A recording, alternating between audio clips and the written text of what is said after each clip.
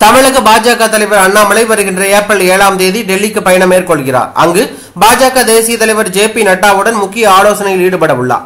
பாஜக தலைமை தமிழ்நாடு உட்பட 13 மாநிலங்களுக்கான தலைமை பொறுப்பாளர்களை நியமிப்பது குறித்து விரிவாக ஆலோசனை நடத்த உள்ளதாக தகவல் வெளியாகியுள்ளது.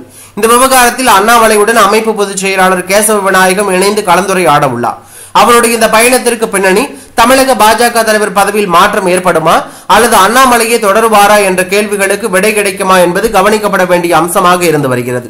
மேலும் தமிழக பாஜக தலைவர் நியமன அறிவிப்பு ஏப்ரல் 9ஆம் தேதி வெளியாகும் என்று ஏற்கனவே வெளியான தகவல்கள் தெரிவிக்கின்றன. இதற்கிடையில் பிரதமர் நரேந்திர மோடி ஏப்ரல் 6ஆம் தேதி தமிழகம் வரவுள்ளதாக தகவல் வெளியாகி பரபரப்பையும் அதிர்ச்சியும் ஏற்படுத்தி உள்ளது.